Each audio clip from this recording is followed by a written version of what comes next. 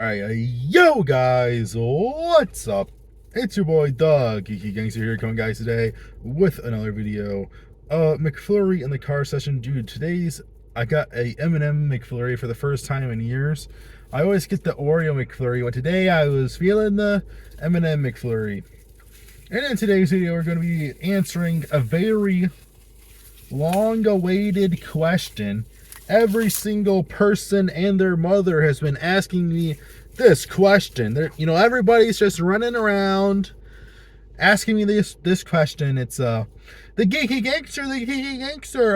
Who do you think Trump's vice president should be? We all need to know the geeky gangster's opinion on who Donald Trump's vice president should be.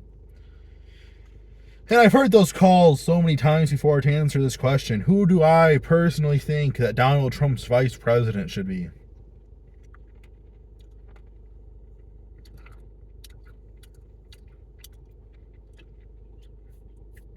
And this comes as I just saw a TikTok saying that Trump knows who his vice president is. He hasn't told anybody yet, though, which probably means that maybe right before the debate, or I really think he's going to do it before the debate, because I don't want it, I feel like if he announces the vice president after the first debate, I feel like it's a momentum killer, I feel like he announces his vice president, and then everybody's like, yeah, this is vice president. And it's like, oh shit, this is getting intense. It's almost like a things are getting real type of feeling if he announces before the first debate. And then he goes into that debate, and then he kills it at the debate. So if I was Trump's managers, I would be begging him to drop the vice president before the first debate. However, maybe you don't want to be questioned, because the first debate is in 3 days, right? And so you might not want to be questioned on who your vice president is, directly after picking him, because they're going to be hammering questions. So if he drops his vice president after the first debate, then he has a solid 2 months to just defend his vice president pick, basically, and have his vice president build momentum as the vice president, and have them do a few campaign speeches together, have them do a few rallies together, etc. But first of all, who do I think needs to be Trump's vice president? Let me just get another bite of this McFlurry before it melts.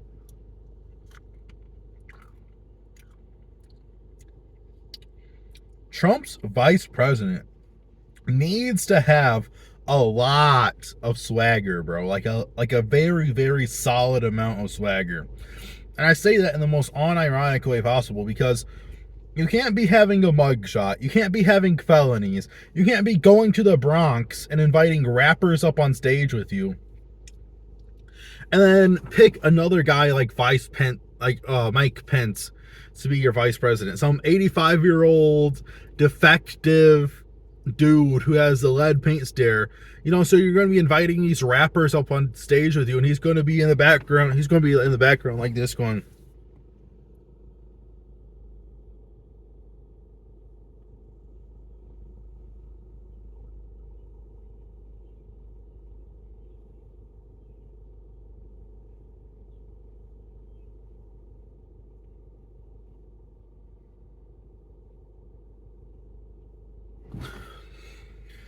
So you can't be having another old guy like that. You can't be having an old defector to the Republican Party, somebody who's going to switch up on you, somebody who's, oh, we have to play it by the book,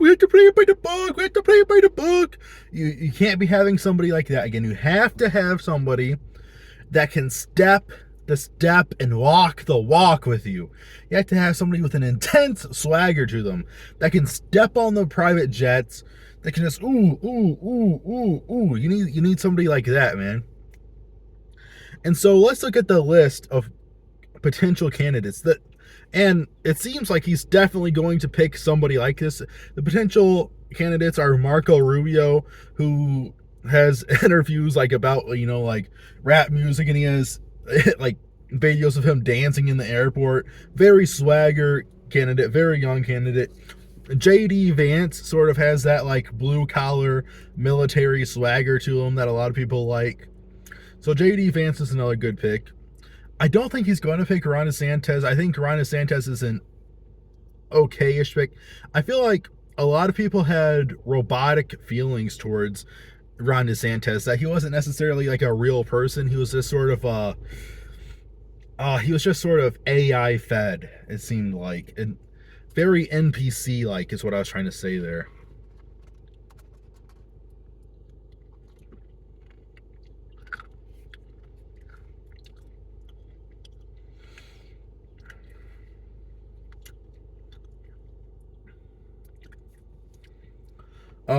Who else is there? Tucker Carlson. Dude, Tucker Carlson can't cuck the tuck. Can't cuck the tuck. Can't cuck the tuck. Tucker Carlson would be a hilarious vice president. That it would make people so overwhelmingly pissed off if he made Tucker Carlson his vice president. But at the same time, I think he wants somebody that's in politics still.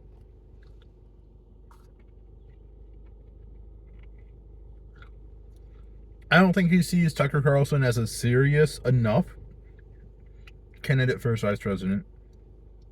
There's Vivek Ramaswamy, who again, he definitely has that swagger to him. You know, he can walk the walk, sort of. He sort of has like the nerdy, like grew up very like nerdy, like a very nerdy, geeky swagger to him. He is a geeky gangster, bro. Vivek Ramaswamy has certified geeky gangster status. So there's Vivek Ramaswamy. I think he's a good pick.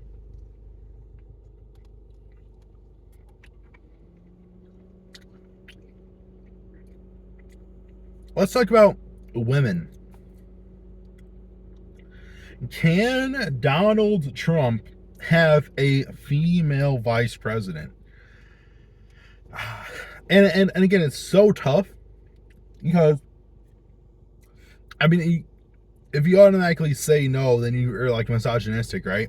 But like I said, this is a dude that's going to be a mugshot president. This is going to be a felon president. This is going to be a rappers on stage going to the Bronx president. This is going to be like the most like, and he's trying to tune in to that sort of hype around him and to become a swagger thug president, right?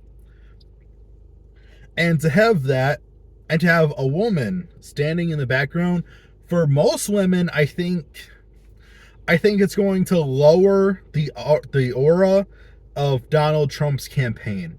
I think having a very serious professional businesswoman that's getting on stage and yelling about the same things that Donald Trump is yelling about, I think that's still going to kill his aura, unless he can have, I mean, some women do have the swagger levels necessary for that, but the vast majority of the women they're throwing out as names as potential candidates, I really think would hurt the aura of his campaign, unfortunately. But I mean, there's already 2 female vice presidents. Do we really need 3 for 3 female? Well, I guess you could say 3 for 3 of the presidential candidates are men. But I mean, this whole like complete equality thing, and everybody needs a female vice president. Since Biden has a female vice president, every vice president for the rest of history has to be a woman from now on. I think that's necessarily a false concept, that every single vice president needs to be a woman from now on, because Biden elected the first female vice president, so now everybody needs a female vice president. But what I was going with this is, I think there is one woman who would make a good vice president for Donald Trump this time around, and I think it's Tulsi Gabbard. And Tulsi Gabbard isn't even a conservative. She isn't even registered Republican, so it would be very bizarre for Trump to pick her. It'd be very outside of the playbook for typical presidential candidates. However, I think he can help sway the centrist vote back to Trump. And the swing states like Michigan, Pennsylvania, Arizona, Florida, I think Tulsi Gabbard could get those centrist votes, swing them to Trump, and then put Trump back on top by, you know, that slight majority of votes in those swing states, enough to win the presidency.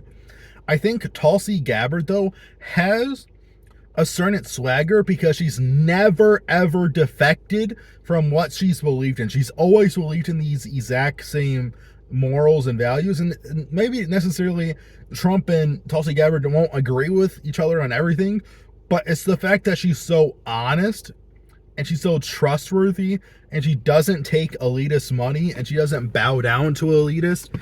That's sort of what gives Tulsi Gabbard her swagger. She can just exist within her own realm, and she's happy existing within her own realm, not being bought out by elitists, not switching up, not defecting to her beliefs. And so I think that's a very important part that Tulsi Gabbard has, that, you know, maybe necessarily like these newer female conservatives like Kari Lake, for example, they've been in the game like they really haven't had that long of careers in the spotlight to know if they're going to switch up or not.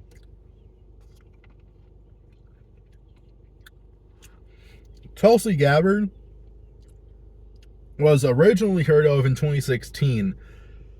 So, I mean, you have 8 years of history, like, of when she was like very, very, very famous, and she's still been that exact same Tulsi Gabbard.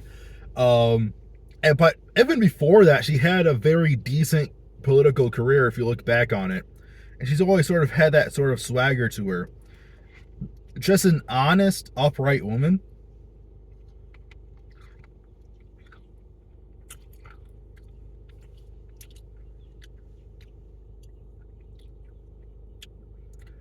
And so I feel like, I mean, maybe Candace Owens, but I feel like the problem with Candace Owens is she's so...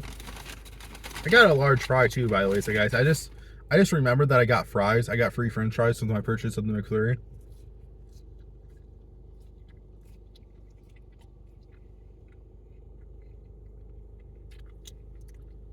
Those fries are disgusting. The oil literally, like, combusted. Oh, no, that's not... I was going to say that the oil combusted in my mouth. That sounds kind of off. Just very greasy french fries. Very oily french fries. This time around. But the problem with Candace Owens is she's just been propped up as, like, too...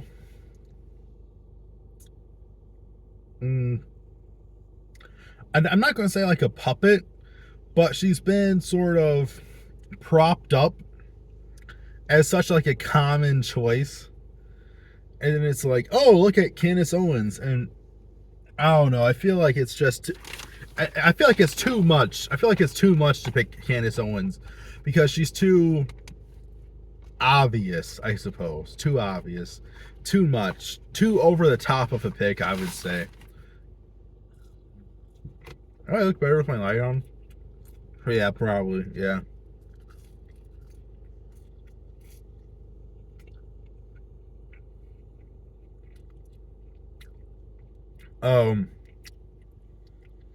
Yeah, Candace Owens is too obvious. So, Tulsi Gabbard is the only good female pick. Which,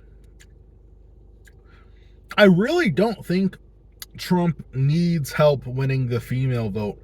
I feel like all women are either on one side or the other side. I don't think Trump's going to convince like an alternative emo girl to be voting for him at this point. I really don't. Like, any woman that's voting Democrat is not going to have her mind changed. And any woman who's voting for Trump is not going to be having her mind changed really either. I feel like there's like nothing really that Trump or Biden could do at this point to gain a significant percentage of female voters. I feel like I'm not trying to sound, again, whenever I mention women, I feel like I sound sexist, but it's really, it's just true. I feel like women in the U.S. are very loyal and they know who they're going to vote for at this point in time. When you're talking about centrist voters that could be changed, I feel like 80% of them at least are dudes. At least. And that's not to say that men are higher educated or like anything like that. It's just, I feel like female psychology has to be in one or two lanes at this point. I mean, we've had 8 years. And so the idea that Trump or Biden is going to come along and do something so momentous that like changes the female vote on either side, it's where you have liberal feminist girls voting for Trump or like country conservative girls voting for Biden. I don't think something that momentous is going to happen.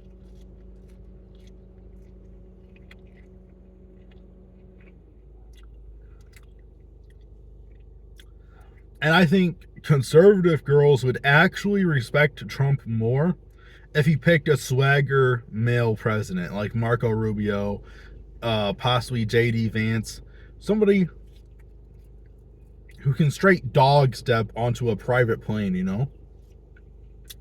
And people just pull up right in front of me and are staring at me watching this, making this YouTube video. This shit always happens. And their dog is barking at me. Oof, oof. Yeah, I can bark too, fucker. Oof, oof, oof, oof. Yeah, fuck you, dude. Fuck you, bro. I can bark too. Oh, man. Yeah, J.D. Vance, bro.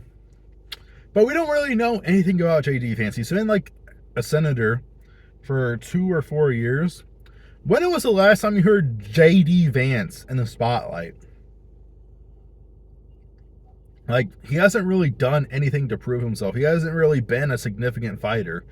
And so, I feel like Marco Rubio is probably the best choice for Trump's vice president at this point in time because he's not too important to Florida to where Florida needs him, but he's very important to Florida to where he can impact the decision that Floridans make because Floridans very much respect Marco Rubio. So if he's Trump's vice president, you can basically lock in Florida for Donald Trump. And if you're locking in Florida by a percent, like a decent percentage, then you're probably by the way, guys, I don't know if you guys know this or not. This is a very top secret life hack. If you go to the store and buy soda, if you go to the store and buy some pop, and then you go and then you take that pop to a restaurant, and then you don't buy the pop at the restaurant, it's basically like you just got free pop. Very epic life hack, but like I was saying, Marco Rubio is not high enough within Florida politics where Florida needs him, so he could change around a little bit. But he's very highly respected in Florida, so he would shift Florida's vote. And if Trump takes Florida by a good few percentage points, then he's looking at a very easy path to the presidency after that, because the momentum from that would carry on into different swing states as well. And at that point, I think it would be the toughest for Biden to beat Trump. And Marco Rubio, has a younger aura to him, more swagger aura to him. Like I said, he has cool videos out there. Just, has a nice swagger aura to him. So I think Marco Rubio is probably the best choice for Trump's vice president.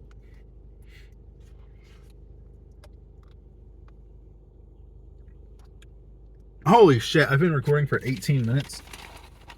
Why did that girl just... Wait. Is she going to the...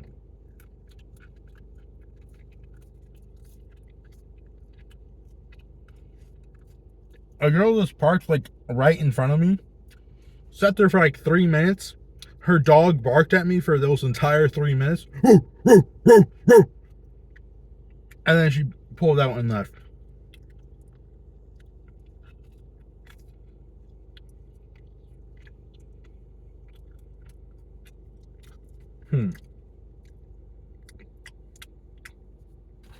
Very interesting.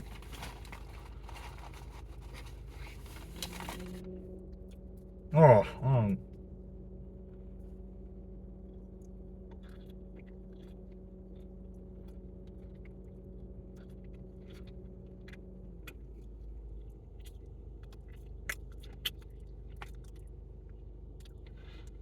It's going to be. By the way, guys, I probably should have mentioned this in the beginning. This is not a clarification of who I'm personally voting for. This is because I'm talking about who I would prefer Trump's vice president to be, or who I think Trump should. Oh man, I'm going to sneeze. Oh, banana, banana, banana, banana, banana, banana, banana, banana, banana, banana. Oh, you guys say banana a whole bunch of times, you won't sneeze anymore. But just because I'm talking about who I think Trump should pick as his vice president, that doesn't mean that I'm picking Trump as my president, because I'm personally, I'll be honest with you guys, I'm pondering on whether I should vote for Trump or for RFK. A couple months ago, I was for 100% for RFK. But now I feel like Trump has sort of gotten his 2016 swagger back. And I think if he picks a very swagger vice president, and I think if it depends where RFK's momentum is going into the November election as well. If he sort of starts to pick up, and if he's making the debates, and if he's polling equally with Trump and Biden, then I'd be more likely to vote for Trump. But I feel like we're in a swinging point with his campaign now, to where he's been at like 15%. I feel like it's either just going to go bam or go bam for RFK. And I feel like he's going to either finish around 8% or finish around 22%. And if he's around 22%, I feel like I would be more likely to vote for him. If he's around like 7 or 8% in the polls, I feel like I'm probably just going to vote for Trump, because I don't know. I really don't think that Biden is fit to be the president of the United States. I feel like in order to be the leader of the free world, you should be mentally healthy. Like, you shouldn't be in a state of decline. You should be able to walk around. You should be able to have a full on hour-long speech just off the top of your head. You should be that mentally healthy if you're the leader of the free world. I think you should be able to talk like a normal human being. I think you should, yeah, like that. I feel like there's lots and lots and lots of things that I look at Biden and I say he is not anywhere near healthy enough to be the leader of the free world. And to say, and the fact that half of the country is saying that he is, or at least all of the Democrats are just like ignoring the fact that he's demented and that he's in significant decline, and that he used to be able to speak clearly and now he can't. It's pretty scary. The things people will do for party loyalty in the United States is absolutely mind-boggling and scary. So yeah, it's either Trump or RFK for me. And again, it depends on Trump's momentum, RFK's momentum, Trump's vice president, if he can keep the swagger up. I don't know, but it really feels like 2016 is back for Donald Trump. And I feel like his vice president pick is going to really determine if 2016 Trump is back. If it's Marco Rubio, if it's JD Vance, if it's somebody who can really step the step and walk the walk, then you better believe that we're going to be seeing 2016 Donald Trump, prime Trump, entering the November election. And I think definitely Marco Rubio, Trump wins. See you guys in the next one. Peace.